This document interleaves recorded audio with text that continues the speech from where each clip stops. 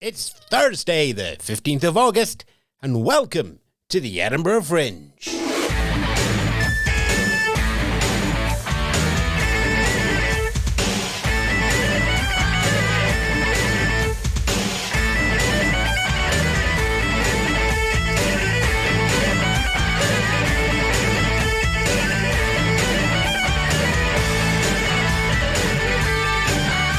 Yes, good afternoon, good morning, good evening. Welcome once more to the Edinburgh Fringe show on your podcast, on your radio, on the dial, on the URL, or wherever else you find your audio. Welcome, I'm still Ewan Spence, I'm still in Edinburgh, and it's still the largest arts festival in the world. And I'm still resisting the temptation to sound like a certain very bombastic car journalist.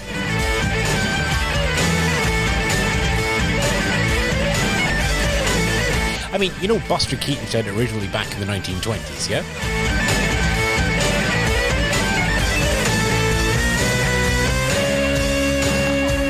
Other things that were said in the past, the weather in Edinburgh. Today was rain, and not just droplets of rain, not just rain pouring down, it was sheets of rain. I did warn you, and right after that, bright sunshine, just enough to burn the skin that's had all the suntan Factor 50 washed off. There you go. There's probably some wind as well. I did warn you all, make sure of your stuff, especially if you're visiting as a tourist or it's your first Fringe. And yes, Crowded House wrote that song about here. I've done that before. I will do it again. Anyway, one other thing to remind you, and it's always to check the listings for the shows that you want to see, because not everybody does the full run of the Fringe. There are a lot of shows where Friday night, Saturday night coming up are going to be their final appearances at the Fringe this year. So if there's something that you particularly want to see, then, you know, just make sure that you're not going to miss out. You're not going to look it up on Monday and go, great, I'm going to see Camille O'Sullivan. And then you realise that her last singing performance was on Saturday the 17th. So do check that. On the flip side of that, of course, there's a sort of refresh coming through the venues, as there are a number of performers and troupes that only come out for 1 week, and they will be arriving on Saturday, Sunday and Monday for their 7 days, which, to be fair, is twice as long as Glastonbury anyway. So there is that refresh. So as you're walking past a venue and you think, I've seen all of those shows, just have a little glance at them again, because there may be a surprise in there. Right, okay, on to today's interview. And it's a fun conversation with Louise Atkinson as we talk about her show, She's Got the Look. The press release, because I do get quite a few of these, actually provided my first question. And to the delight of morning DJs the world over, keep listening, you'll find out. But if you're a 1970s style DJ who does breakfast shows, you already know what question's coming up, but it's about favourite things. Yes, but we go into more topics than that, about the business and the art of being a comic. How can you make comedy accessible to everyone? How does Edinburgh fit into the United Kingdom's festival circuit? And why is it that the Fringe is one of the biggest routes into comedy? And if it's all about rhythm, what beat does Louise work to?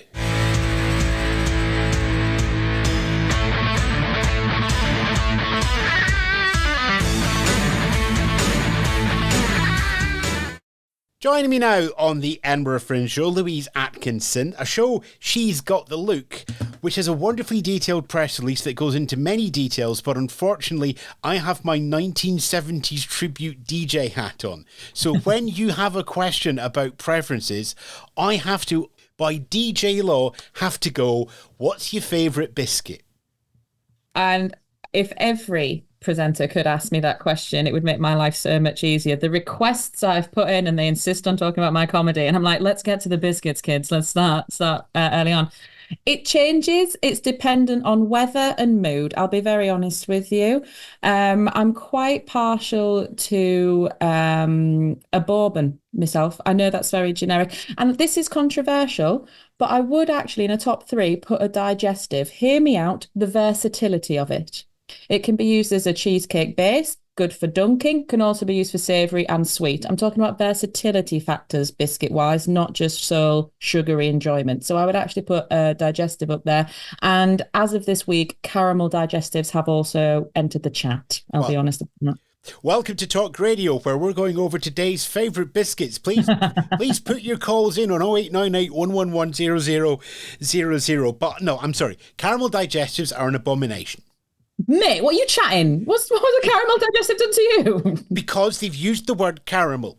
And if you're coming up to the Fringe and you're going for biscuits, it's the Tunnocks caramel wafer. That's where your caramel goes, not on a digestive. You can't dunk a caramel digestive into your triple shot coffee and caramel latte with sprinkles, because it just creates...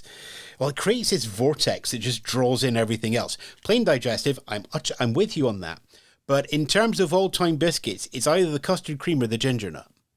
I mean, first of all, somebody's doing well with your extravagant order at Starbucks with your caramel sprinkly latte. Some of us are on a builder's here, lad. Like, good for you. Did I say it was Starbucks? Huh? I don't think did I say it was Starbucks? You didn't, sorry, but you did just, it was a fancy coffee, and that was where my head went to. Yeah, it's because we don't have a sponsor from Starbucks yet. Fair enough. All right then. Okay. Fun aside, what's your favourite biscuit part of a press release that has to catch the attention of thousands of press and thousands of people at the Fringe? Why do you waste? Why is it important that you put in the sentence when really we should be judging them on their biscuit preferences? I think first of all, it's something that's quite all-encompassing, isn't it, really? I think everybody's going to have an opinion on a biscuit that hopefully won't allow things to escalate too drastically, which I would like to think is a desire for any comedian, isn't it, to try and encapsulate as many people in a discussion as possible and have them involved and feeling included. So I think that's quite a, no pun intended, sweet way of getting people to indulge and partake in, oh, what could this be? Let's have a gander at it. You know, it's less, polarizing, I suppose. And why is that important to the show? Well, all encompassing. I think that's important for any comedian, isn't it? Like, I think you want to try and make as many people feel included and laugh as possible. Whilst there are always going to be people, demographics who like me more than others, I don't want to leave anybody out. I would like to think I've at least attempted to give you a chuckle or a gaff at some point, Don't want to be like, oh God, there they are back in the corner wishing they were out somebody else. That would feel a bit rude. So I think the MO, if you want to use some buzzword terms, should be to try and make as many people laugh and feel as comfortable as possible, because that's what comedy does, right? It unites people who wouldn't usually think they'd have something to share. So talk about that in context with your Fringe show this year, She's Got the Look. My show's based around the fact that when I first started comedy 7 years ago now, I did the comedy competitions, which is what a lot of comedians do, and I got some unsolicited feedback, which is a judge put me through to the final round and said, yeah, you're through to the final, but just to let you know, we thought you sound good but look a mess, right? I know, it's bad, isn't it? And then they tried to backtrack and we're like, we understand you're playing a character. I was like, no. And if I was playing a character, Gobby Woman from Hull would not be top of my list. But yeah, so I'm just sort of looking at the different ways people can make impressions about us because of our biscuit preferences or because of the way we look, and just how utterly silly and ridiculous that is, because it's human nature. We are going to look at somebody or judge someone immediately when it's like a defense thing, but I don't think that means they're always correct. And I also don't think that means they should always be said out loud, particularly in a professional context. So that's kind of what my show looks at. So how do you go from that idea and that ethos to a script to the hour at the Fringe? What's the process look like? A lot of biscuits and a lot of crying, to be honest with you, lad. I think it's very difficult, and I think because it's weird. My friend actually said this to me the other day, because she's obviously seen me from the start to now, and she said I didn't really understand or appreciate just how much effort goes into a comedy show and what comedians do and how they go across their material again and again and again. Because whilst we put a lot of effort into looking like we're just some goofball who's saying things ad hoc on the stage, there's actually a lot of graft behind it. It's like when you see, like at the minute you're seeing the gymnasts at the Olympics and you're like, I bet I could do that looks easy. It's like, no, it looks easy because they've done it for their entire lives. That's why. So for me, it's I'll have an initial idea and then I just have to try it out. And it's about sort of it's initially molding it and being really it's really nerdy and comedians are nerdy like this of looking at things like the syntax, the semantics of it, even if that word's correct or not. Like genuinely, me and my mate had a writing session the other day, and 20 minutes of it was spent debating whether the word tangerine or satsuma was funnier in this joke she was writing. We agreed on tangerine, just FYI, but for Because it's context, got slightly harder consonants and you can get a stronger exactly. rhythm out of it. That's what we went Boom, with. boom, Yeah, boom. It's also rule of um, three. exactly. It's tangerine. Boom, boom, boom. Yeah. We're giving away the secrets now. I shouldn't do that. Don't let them see behind the curtain. Oh my God. There are three curtains. I'll open this one. Behind it is a joke. Now, which of the other two would you like? Then it's like bullseye. This is the joke you could have had. Look at the joke behind there. But yeah, it's just, and then it's finding that it's exactly like you said, it's finding the rhythm of it. It's really like quite like music, which might sound pretentious, but it is. Each comedian will have a certain beat and a rhythm, and then it's molding that to yours. And then it's also finding where it goes in the show and also adding your physical characteristics as well. And yeah, it takes a lot of, I think it takes more time and very boring effort than people maybe appreciate. But I do quite a lot of the other arts festivals before Edinburgh. I just think arts festivals are really lovely. And I think we're spoilt in this country. We have so many good ones. And I just think they're really useful because artists get to go and try something out. You have local people in local areas getting to see stuff and getting an excuse to go out. And you just try and work with those people and just try and work it all together. So it's a slow process, but it's one that's worth it putting in the graft for, is my approach. Where do you think the Edinburgh Festival fits into that art scene then? I think that's a really good question again. And the answer is I'm not quite sure if I'm honest. Because for me, an arts festival, I believe, should always target three things initially, as three pillars, if you like, which is the artist, the audience, and any sort of local business. And I think the Edinburgh Festival does do that, but it now does it on such a incredibly large scale that it's almost like it's become a different beast from just a charming arts festival. Especially because there are, to speak very openly, there are lots of people who just use it now for an excuse to sort of make money and do stuff like that. And there are some arguments that potentially the essence of the festival might be a bit lost in that. But I think the real key heart people who love the festival more than anything will always come and you'll always have them. So I don't think the bubble would ever burst necessarily, which is what some people argue about. Oh, the bubble's going to burst. No, I think there's people who love it, truly love it, and they'll stay, and that'll allow it to sort of be like a phoenix that rises from the ashes. Because we all know there's problems with it, and it's possibly because it's just got to such a size. But in a way, it is lovely that it does have that. I can't think of another arts festival that has that level of dedication, if I'm honest. How much of you being at the Fringe this year then is because you love it, and how much if it is because your career kind of needs you to be here? At this stage, it's and I'm sorry if this sounds a bit frank. To me, it's kind of like a sales conference at the minute. I don't have an agent or a big production company, or I also don't have the money to have directors and all this, that, and the other. I raise the money myself, I pay for it myself, and I put it on. And the idea is it's a pop-up stall that I have to try and get work for the year. I can't, there are some people who get to come and they're working on the show because they get to go take it on a big, massive tour because their agents and producers, whoever has helped them with that. I don't judge the artist for that. That's great for them. I think that's amazing. This isn't a negative about that. But for me, it's more like, hi, I'm here as in the industry, in the UK in particular, it's quite difficult to have, there isn't that many paths to get into the industry. And Edinburgh is one of obviously the main ones.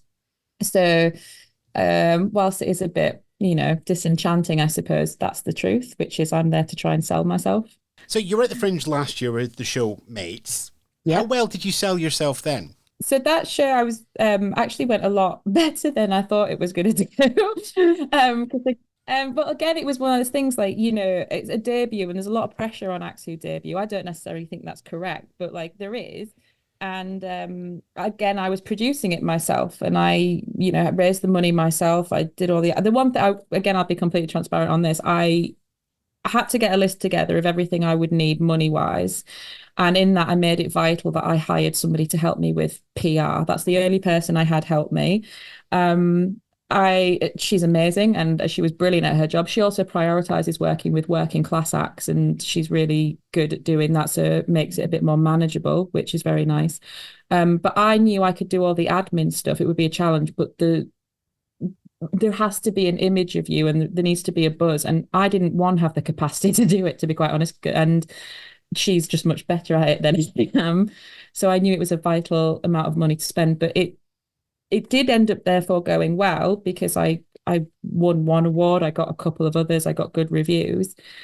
I do often though think of the question though, which is if I didn't have her helping to sell me, the show would have been exactly the same, but would I have received the same level of recognition? And the true answer is I don't know. And I don't think that's okay. I think there is so many talented comedians who go up to the Fringe, and I've seen them on the pro circuits, and we have such phenomenal talent in this country, especially like in the Scottish circuit. God, the talent there is just phenomenal. And it genuinely is sad that so many of them don't get recognised for no other reason than they don't have the money. And it is just as simple as that. So I was on my own with the exception of PR last year. The show did well, but if I'm being honest, I don't know if I would have got as much recognition if I didn't have that PR helping me. Does the fact that the success is to the side of the art and not tied closely together, does that give you more freedom writing the show this year, knowing I don't need to be as focused on getting the PR in because I know somebody else is doing it and I know they can do it well? Does that let your show be more adventurous, more risk? No. Next question. Right. Okay. And we move on. Because again, that's all I have. I still have to try and sell myself. So the show has to be of a certain quality and standard. I would love to just go and do something utterly ridiculous and, go and I'm going to sit for an hour with a tinfoil hat on and pretend I'm a pirate and just see how it goes. I'd love to do something ridiculous like that. But unfortunately, no, I still, again, I have to have people looking at it going, this is a really well-formed show. It's good. Let's go do something with it. I mean, mine is also, it's quite clubby. A lot of the material is stuff I do in the clubs. I've tried to put a little bit of a message in it, but it is just very silly and very daft as well. But that's also what I feel to be a great illustration of what my overall style of comedy is. And that's what I had to focus on rather than maybe like one of my friends I know this year, she's a very talented stand-up and been doing stand-up for years. She's doing a character show this year because I think she feels this year she has a little bit of freedom to just try something new. So I think it's more something I'll have to build up to than I can do right now, if that makes sense. So you're still in sort of exhibitor mode? Yeah, that's a really great way of putting it, yeah. When's the show on? So at 5 p.m. at the Gilded Balloon at the Patter House venue. Which, for those of you keeping track, is the one on Chambers Street. We will have links direct into the box office so people can get their tickets back at our website, edinburghfringe.thepodcastcorner.com. Exhibitions will also be online. I'm presuming, Louise, you've got online presence as well on the superhighway?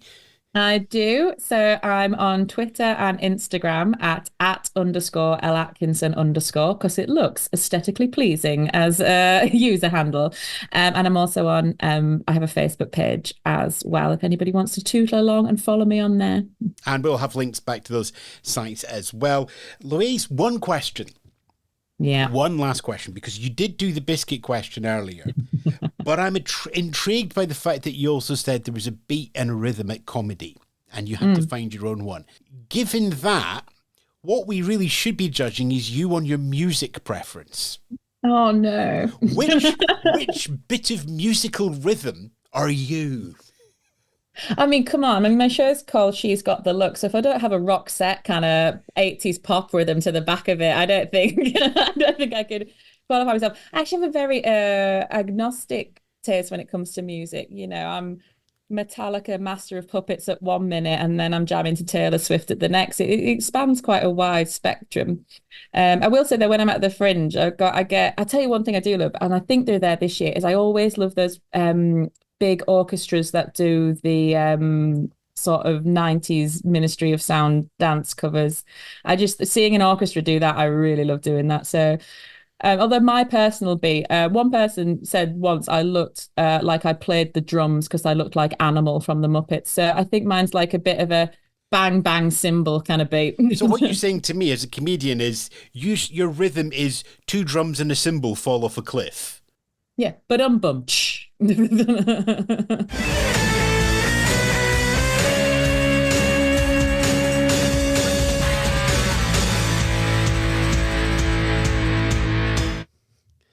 Louise Atkinson there, talking about her show She's Got the Look, and a lot more besides. It plays Gilda Bloom Patterhouse, as mentioned, 5 p.m. right through until the 25th. It's the full 3 weeks, and they're on the run. Ticket links, as always, are back at our website, edinburghfringe.thepodcastcorner.com, as well as links to Louise's further adventures online as well. And, of course, if you are going to our sort of ticket link and then you go into the Fringe office, they won't sell you a ticket for a show that isn't on. So if you've already built up a list of people who you've heard in the podcast, just, link, double check, and you will be fine. Right, that's it. I've got a parka, I've got some sunscreen, I've got a very, very lightweight t-shirt, and I have got some good walking shoes, because no matter where you are, there's a lot to walk around in Edinburgh. And sometimes Google Maps thinks you're right on top of a venue, and then you realise, yes, you are right on top of a venue. It is 100 metres above you. Welcome to Edinburgh. Hopefully I will catch you around the city, at the Fringe or beyond. But until then, the usual link, like, love, share, subscribes, all of that very much appreciated. Ta-ra for now.